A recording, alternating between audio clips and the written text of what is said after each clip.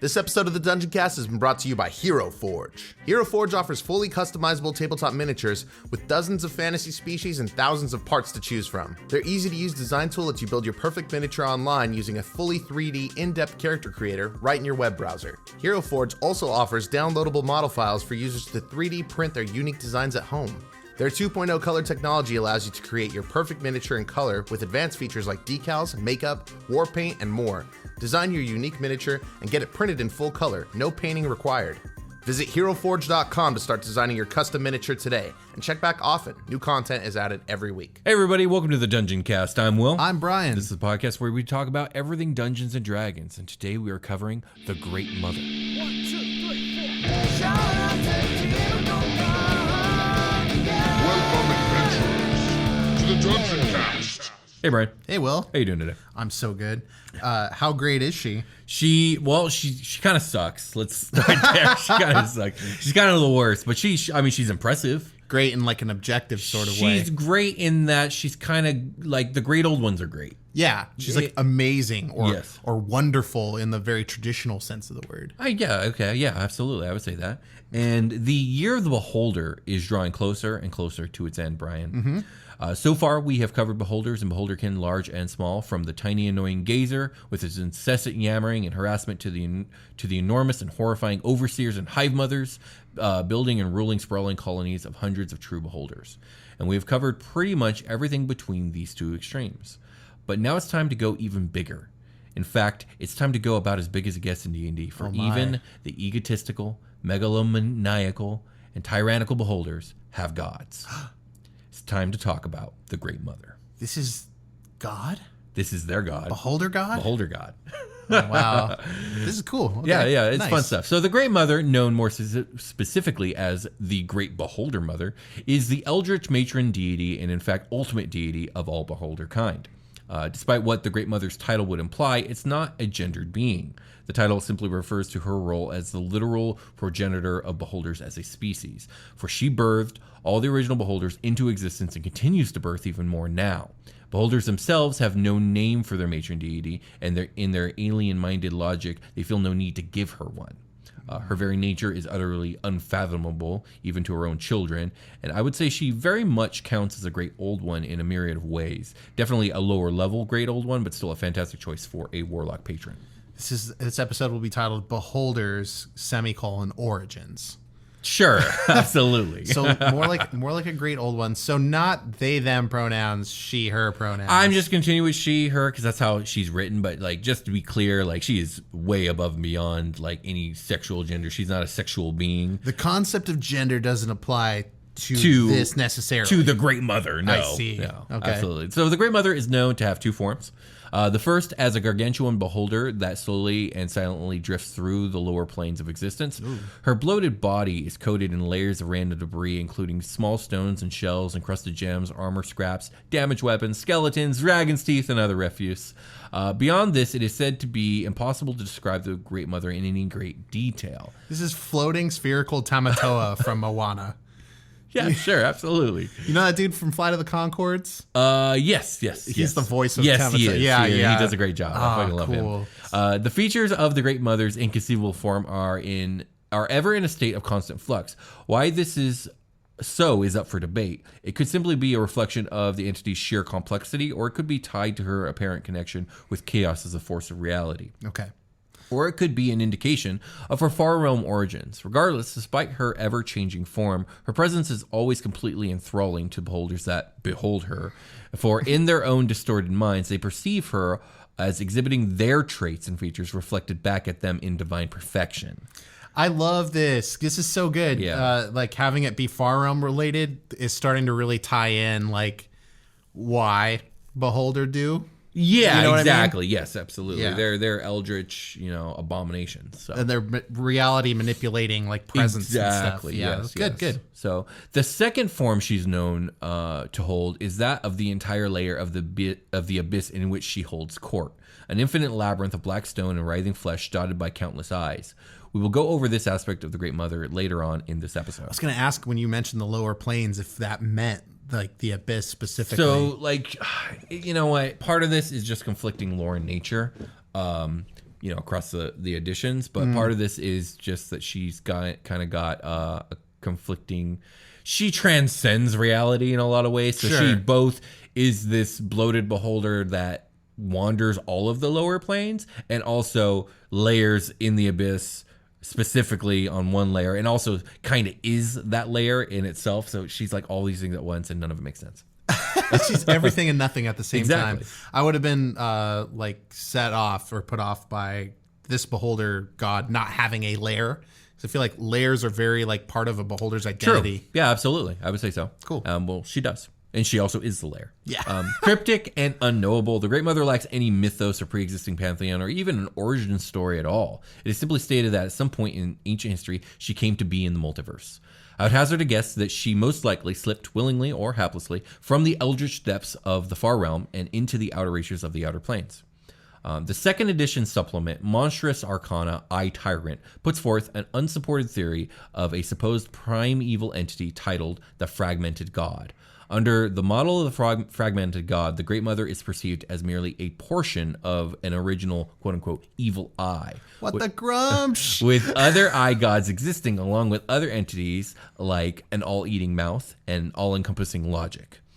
If these innumerable and horrid parts of the fragmented god can ever be reunited, it is thought the reformed entity would become a reality-expanding threat of immeasurable danger. So you're saying it's not Grumsh's eye that became the beholder god. It's like that would be interesting. What happened to Grumsh's missing eye? That's a great question. I don't know off the top of my head. This would be a cool. I feel like it is accounted for at some point in time. The Eye of Grumsh. It's like a hag's brew, like. I mean, they got the Eye of Vecna, so why not the Eye of Grumsh? It could be the Eye of Grumsh. Yeah. What other god, like the Hand of Vecna? Yeah. Yeah, you have the hand and the Eye of Vecna. We could form. So we have two eyes for this god. Yeah, and a hand. Now we just need some other body parts. We have no, the obsidian dragons from the Sardier lore wouldn't really count. No. I'm trying to find a body. No, yeah. So regardless of her origins or how she came to be in the cosmos, her first act after entering it was to seed it with her spawn. Great. All beholders and beholderkin are her progeny, some of which are said to even match her in size and rival her avatar in power. And beholders are only the most well-known of the Great Mother's aberrant brood. She's also credited by some as the entity that brought gibbering orbs and other lesser-known monstrosities into existence. Some scholars believe that the gibbering orbs are actually the ancestors of both beholderkin and gibbering mouthers, which would make the two aberrations cousins of a sort. Gross. Yeah. This is gross. I was going to say gibbering mouther came up, and I was like, what's a gibbering orb? Is that like the gibbering mouther? We talked about the orb. It's like a gibbering mouther, but 10 times as big in a floating orb. Was that in the Mouther episode? Yes. Oh, okay. Absolutely. So this giving me vibes like Pale Knight, the Demon Lord Pale Knight, the mother of monsters. We talked about her in the Baphomet episode and in the Grost episode because she's Grost's mother. It's been a while, but that's kind of ringing a bell. Yeah, so it's giving me vibes like that. A lot of this stuff we talk about for that like 1 hour, and then like we don't talk about it again. Yeah, you can't hold really it all hard in your for head. Me to hold on to that. Totally understandable. So how she went about that massive birthing of her children is another topic of debate. Some legends say that she possesses Phagogenesis, the ability to reproduce through devouring other organisms. Upon her original travels through the cosmos, she encountered and devoured powerful beings, and through unions involving their consumption, birthed an untold diversity of children. The Great Mother's otherworldly diet is thought to have resulted in some of the more bizarre beholderkin abominations and hideous lower planar entities in the cosmos. Oh man, this gave me major Doctor Strange Supreme vibes. Oh yeah, for sure. Other versions of the Great Mother's history had her take a more traditional approach when she personally laid a vast array of cosmic eggs across the worlds and dimensions.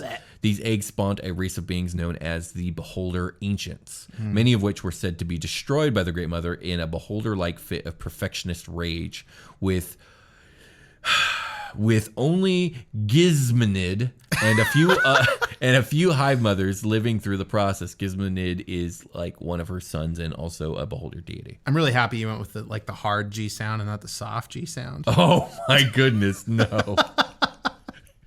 Thank you. You're very welcome. Some that study the Great Mother come to the conclusion that she is an entity lacking in any form of sanity, acting irrationally and with no detectable pattern and towards no particular goal, and portraying none of the ruthless logic possessed by her children, mortal beholders. Others have deduced and claimed that she is not only an intelligent being, but a dangerously intelligent being. The method behind her madness is said to simply be beyond the ability of most other beings to fathom. Regardless, whether crazy or mindless, the Great Mother is an entity that appears to be composed of utter chaos and capricious whimsy, acting primally on instinct and impulse. Okay. And yet it is also written in some source books that the Great Mother spends much of her inactive times philosophizing to herself about the nature of chaos and evil, and is quite possibly the greatest sage on either subject in the cosmos.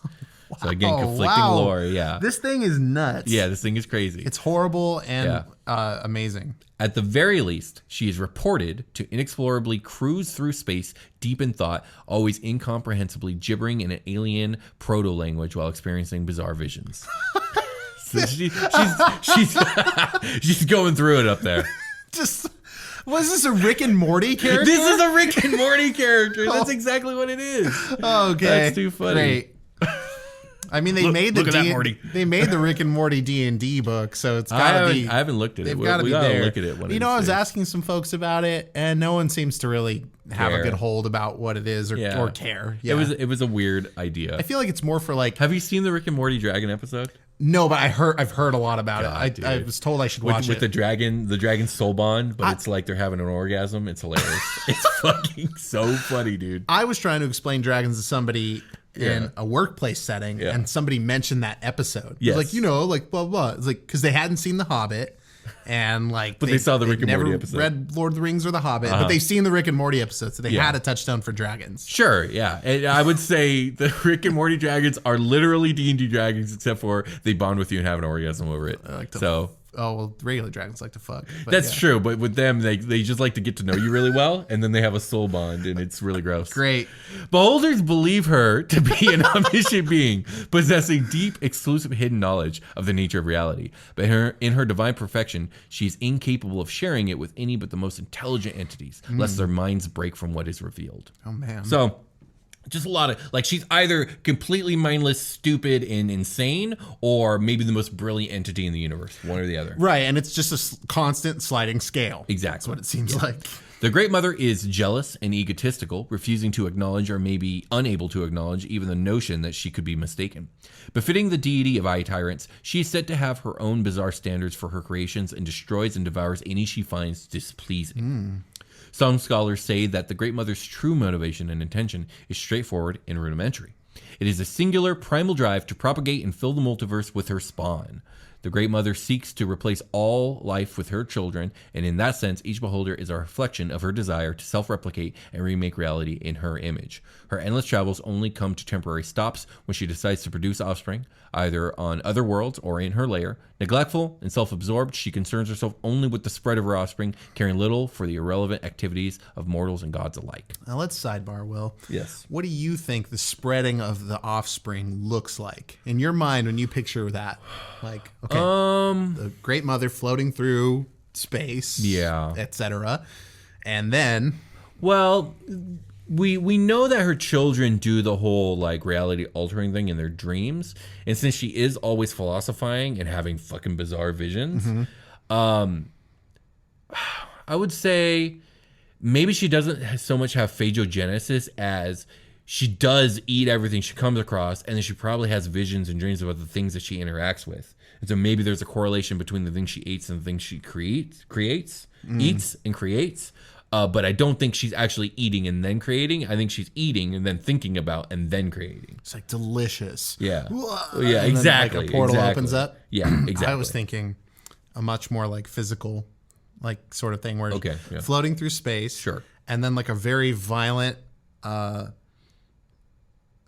maybe violent's not the word, but a very high vibration of the body and like pollen. Oh yeah, like spores, like spores. Like spores. I like that. Yeah, that's a cool idea. I like that. That's disgusting, as she is. So even the activities of her own creations are considered trifling matters. She does not communicate to any of her children, and only occasionally intercedes with a great number. When a great number are endangered, and sometimes not even then. She's only if I feel like it. I fucking care. Like, I'm about to shake right now. Yeah, exactly. I'll just eat one of them and make like 1,000. Exactly. She's said to have allowed the beholders of an entire world go extinct before. Still being a creature of unfathomable randomness, she might also manifest powers in response to invocations, send whole avatars to deal with issues regarding small groups, or even more rarely attempt to avenge the death of just one. So, I mean, it really is about her mood, really. Like, you might have killed her favorite child. Exactly. I was just going to say, which beholders did you kill? Yeah. Like, that's kind of what matters. They and all like, scale. Like, which beholders did you kill? When did you kill them? And how was she feeling when you killed them? How many gazers did you eat like grapes? Yeah. So disgusting. As one would imagine, beholder clerics are incredibly rare, and not just because their anti-magic cone neutralizes most attempts to utilize divine magic, although I'm very positive that is a major factor. Okay. But also it goes against their fundamental nature to conceive themselves of being dedicated to higher powers. Yeah, okay. As such, the Great Mother lacks an official beholder priesthood to conduct rituals and celebrations or lead the devoted. Because none of these motherfuckers give a shit about it at all. Well, it's not that they don't give a shit. It's just that isn't how, like, they're not going to prostrate themselves before anything or anyone. That goes against their nature. Yeah. But that's how it is all the way down the line. Yeah, but that's not to say that beholders are unfaithful. Like, beholders are greatly faithful creatures that express their perpetual piety to the Great Mother in their own way. Okay. In the minds of beholders, the Great Mother is the perfect being and the personification of truth, with all their beings being imperfect. In addition, all beholders view themselves as the closest representation that any physical being can come to mirroring true divinity. So that's why they think they are supreme and everyone else is an aberration. They're like, I am a reflection of the goddess. Yeah. Isn't this a parallel to chromatic dragons, the way they think? A little bit, yeah. There is a lot of that, because a lot of chromatic dragons see themselves in Tiamat. They see Tiamat as reflecting the vices, if you will, or the strengths of their particular dragon species. So, like, red dragonborn see her as like, well, the mightiest, the most powerful, while a green might see her as like the most ambitious and cunning. You know what I mean? Right. And it's the same with giants as well. I was just going to say, the more Mog, like, you're trying to mirror. If you are Mog, you are mirroring like gianthood, and right, that is exactly like the gods. The gods will on him. Yeah. Yeah. Okay, I remember that stuff. Sure, absolutely.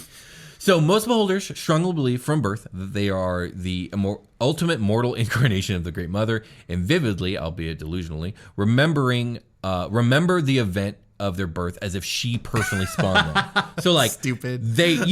We both know, we've talked about how beholders are born. That's not how they remember it. No, yeah. They were like, no, I came from mom. I saw mom, and then I saw like whatever this fucking inside. And she told me I was the chosen one. And then I had to kill whatever this dude is in front of me, because he's not the chosen one. Exactly. He's sleeping, and beholders shouldn't be sleeping when you got somebody behind your back. It is because of this that each beholder views the concept of themselves as belonging to a beholder race as a ridiculous notion held only by lesser races, unaware that they are actually completely unique beings that are not related at all. And every beholder strives to truly exemplify the Great Mother in body and mind, and slaughtering inferior beholders, those that show any variations, is the greatest possible display of this devotion. Okay. What kind of variations are we talking about? I mean, like, you have scaly skin and I have moldy skin. You have crystallized moldy cheese skin. Yeah, time to die. Exactly. That's exactly right. You look like a minion. Yeah. Time to die. Don't wear that goggle over your one eye. Stop throwing shade at our final beholder, Brian. We build a beholder at the end of episodes. So you guys should check it out at the end of the episode. You should. Despite this universal reverence, beholders generally do not wish for the Great Mother to be personally interested in them. Instead, holding her in a kind of fearful religious awe. This is wise on the beholder's half, since learning that the Great Mother's mind is actually truly and utterly alien even to them would come as a massive shock. Oh. Yeah. The challenge of their worldview between the preconceived notions of identity and the truth behind their idealized role model would, in all likelihood, sever their already tenuous connection to sanity. Okay. This is all very upsetting. I don't know how to describe it otherwise. Because we're essentially talking about a great old one right now. Yes, we are. But it's like a great old one. See, we did this in such a way, right? We talked about all these beholders, and now we're talking about like the root cause at the very end of the tail end of this. Yes. And it's really hard to like walk it back the other way. And I'm like trying to wrap my mind about like what is going on here. So they see God but probably not, and then are born, and then are just different inherently from God in every way. In one very essential way, which is like they live on the material plane most of the time. Yeah, sure. Yeah, absolutely. And they're into material shit? No, not really. Beholders really aren't that materialistic. No, their lair. Yeah, they don't like collect treasure unless they're sometimes the one that eats magic items. Yeah, well, they'll collect stuff like, trophies of their conquered and stuff like that. Yes, and they collect subjugates. Yes, exactly. But that's just to like carry out some nefarious plot. Like they are tyrannical. It's what they do. Yeah. Okay. So. This is good. Let's take a short rest. Let's take a short rest. We returned. Indeed, we have. Hey, we have a PO box. Oh yeah, we do. There's a link. The link to the PO box. The address for the PO box is in the description below. Send us something like a postcard or a letter or whatever you want. We'll read on the show. Don't know what to send us? We have an Amazon wish list. You can check that out. Send us stuff to display on our YouTube background. Yeah, absolutely. Yeah, we'll shout you out. And you can also follow us on social media of various kinds, including TikTok. And you can follow me on Instagram at B&D_some letters. Don't worry about it. You'll see a picture of me.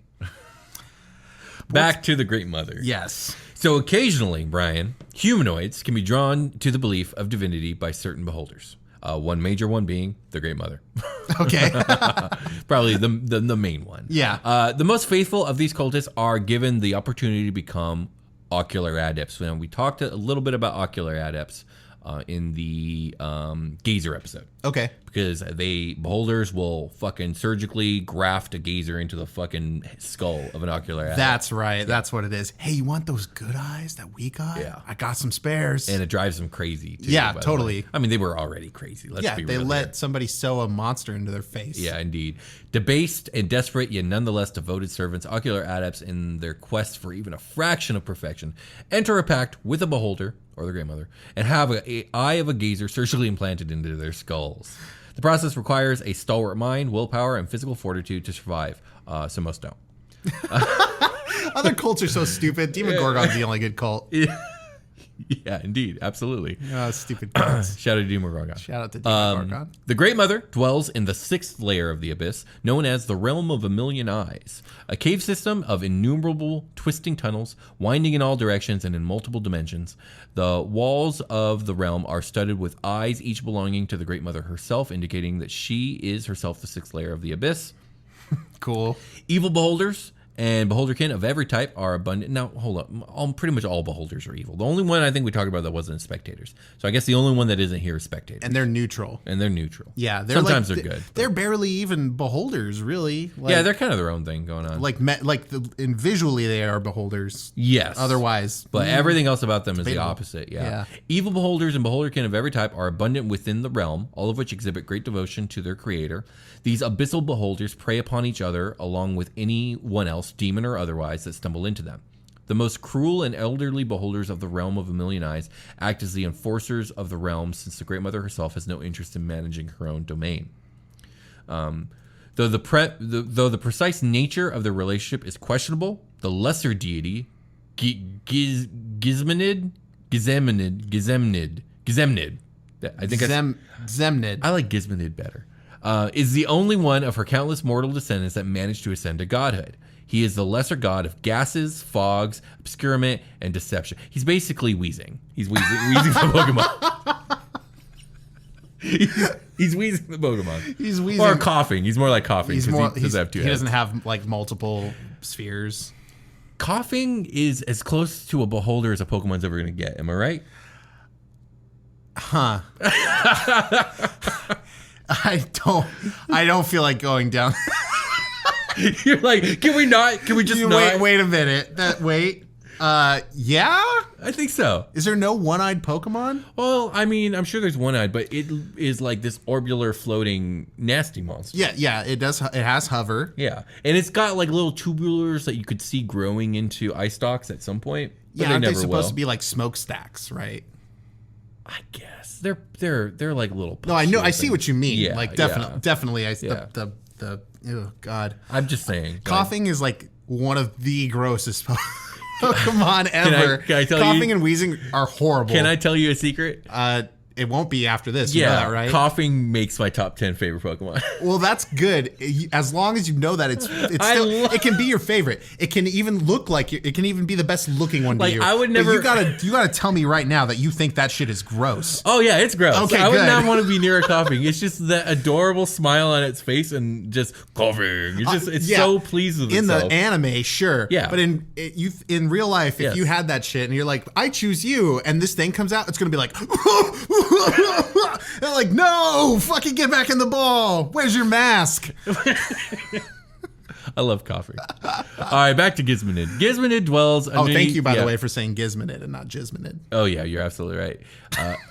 So it's. Oh my gosh, I'm looking at it now. I'm realizing it's almost an anagram of gaze mind. You're right, though. It's yeah. So the hard G is warranted. Yeah, I think it's supposed to be I was so scared. Gazemnid. Gazemnid. It's probably something like Gazemnid. I hate this shit. Oh, fuck. We're Gazemnid gonna get absolutely blown up about this. It's fine. I don't give a fuck. Gazemnid dwells underneath the Outlands purportedly because he is actively hiding for the Great Mother herself. Legends say that he only originally escaped her wrath long ago due to his master illusory skill. Ooh. Whether this story is patently false or perhaps enough time has passed to change the nature of the relationship is unclear, but the Great Mother was said to be witnessed, both recognizing and making noise of approval when approached by her son. Gazemnid in kind treated her with respect, albeit the form of respect given to a force of nature rather than a rational being. Okay, that tracks. Sure. I don't know what moment it's referring to because I feel like it is a written moment somewhere in a source book or a novel, but that's the information I got. He took fucking shelter, is what it sounds like. He took shelter until things cooled off. Yeah, he was like, hey, I'm up here. I see you, though. Yeah, basically. So how to use her in a campaign. I have a few ideas on how you would actually utilize the Great Mother in your campaign. Firstly, Warlock patron. If she is your patron, how do you utilize her in the story? Well, in a way that doesn't make you the bad guy. Well, maybe the Great Mother wants you, her Warlock patron, to kill an eye tyrant getting uncomfortably close to apotheosis. Okay. Like, hey, my child's getting uppity, thinks that he or she is a deity or getting close to it, and I don't like that shit, so go kill him. Nice. You know what I mean? Nice. There. Now the Great Mother is involved, but also your Warlock isn't the bad guy. Yeah, your Warlock is balancing a force of nature. Exactly. Or a force of evil. Yeah. And that can be seen from multiple aspects. Right. Okay. Right. I have an idea for how you might use her as the big bad, or if not the big bad itself, then the force that catapults the big bad and all the bad things that are happening in your campaign. She's the thing that is behind it. Okay. In this scenario I've painted, the Great Mother has birthed her ultimate creation, a psionic pathogen that causes the infected to transform into one of her own children in their sleep slowly over the course of a month. The source of the pathogen is a new type of beholder that infiltrates civilizations and spreads the psionic disease from a hidden location. It's a merchant selling beholder-shaped gummies. I said, eat these. Eat these. These are going to bolster your immune system like you wouldn't believe. It'll change your life. It'll change your life. It'll change your life. Absolutely. You will see the world differently.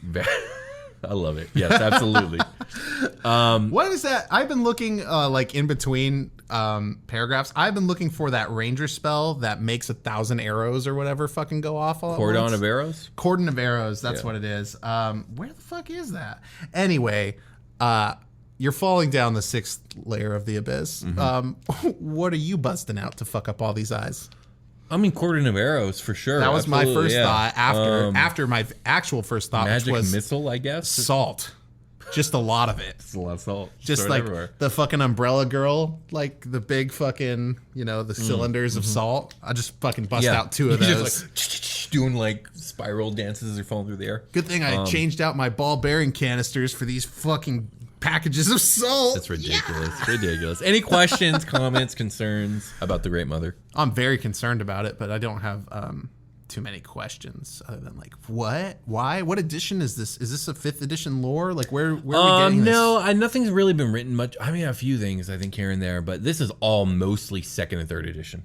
Okay. This is, this is lore. You're never going to stat her out. A lot of the best Beholder lore has been from 2nd and 3rd edition. Yeah, Beholder was hot in the streets back in the 80s. Man, can you imagine a fucking like battalion of space Beholders from like the Spelljammer ones, like getting bombed on and calling out to the Great Mother, like, "Mother, save us, we're dying." Cool. And her She'll just send an Aster Eater over there. About to eat that ass. Droids. Eater. Whoops. Oh, asteroids. All right, it's long rest time. This is ridiculous. We got one more Beholder episode this year, guys. We'll see you next time. Oh, man. Hey, everybody. Welcome to The Long Rest. Today, we're talking about how to get 8 hours. And podcasting is not it. That is not going to help you sleep. No. I never sleep. Hey, we got people on Patreon. Albeit only a few, but we do got them. We got new patrons. It's time to shout them out. We got new patrons. We're going to do these ones real big. Let's just give, they're not on here, but I'm pretty sure they should be. The Last Mile. Even if you didn't do it again, you deserve another one. We're shouting you again. Thank you, The Last Mile. Thanks, The Last Mile. And a big shout out to everybody that's been like keeping on in there for a long time now. Thank you guys so much. Will has kind of mentioned that there's going to be some new Patreon content starting, like probably around next year, early next year. Yeah, we got a lot of plans for Patreon. So finally, it's been a little dry. I'm very excited for what we're going to be offering, and we can't thank you guys enough for everyone who's been supporting us all this time. You guys really do make the show go round. Yeah, you do. Seriously. So anyway, thank you, Brent Lowe. Thank you, Brent, thank you. Thank you, Brent. Thank you, Brent Lowe. Brent with a T. Thank you, Brent. You like Trent, but with a B in front instead of a T. Gotcha. Thank you, Brent. Thank you. And spelled differently. These are it's low, I'm pretty sure, or lof. The GH on there. Now, thank you also, Jordan Lowe. Thank you, Jordan. The Lowe brothers. Like, but they're not actually related. See, I tried to preface that, so you didn't say that. Yeah, I know. Anyway. Thank you, Jordan? Jordan and Brent. Jordan. Both Lowe. Both low, different low. Both awesomely supporting us. Thank you, both you guys. One of them is like live, laugh, low. Oh, wait. Live, laugh, low. And the other one's like Fred Lowe. Or is it like Lowe's, like the department store? Yeah, like Lowe's, like the department store. But I try not to people don't really know my last name, but it's McDonald, and I try not to associate with the restaurant so much. So I tried to give this person a little bit of a. I never think about your last name as being related to Big Macs, but people do, my friend. Sure they do. I'm sure they do, man. They absolutely do. Come at me. Anyway, we got a contest winner. I'm pretty sure this was for coffee. I'm not handling these anymore. It's the final. Yeah, it's our final coffee winner. That's exactly what it is. Thank you to the Adventures Coffee Company for sponsoring a bunch of coffee giveaways. That was awesome. And thank you to All D20 for the awesome dice. We got more. We got stuff with them coming up in the. As a matter of fact, this episode we'll announce it right after this. Don't forget to take some photos that I owe to Michelle. Now we got to do. That was it for Patreon. I mean, check out your bonus content. We didn't actually announce her name, man. Oh, sorry for the contest winner. Well, a DMS Color Inc. I'm pretty sure. DM's Color Inc. Thank you very much. Inc. Thank you for entering the contest. Hope you enjoyed your coffee. Speaking of contests, real quick, we are in the middle of negotiating, and we've pretty much already negotiated a collab with D20 Collective, which is a dice making company. We're giving away one of their, I think, crystal dice sets. And the way you enter is this is going to be a Twitter giveaway. Go ahead and go to Twitter. At the time we're posting this episode, the Twitter post should be there and pinned, and with all the directions what you got to do. But I believe the directions are follow both us and D20 Collective on Twitter and retweet and share the post, and you will be entered for a chance to win this really, really nice dice set. And gem dice, you said? Crystal dice? I think they're crystal dice. That's fucking cool, man. Really I've always wanted a set like that, like stones or wood. Yeah, exactly. That's awesome. Thank you guys so much for collabing with us. And I think on that note, we can call it a game. Yeah, let's call it a game. Goodbye, everyone.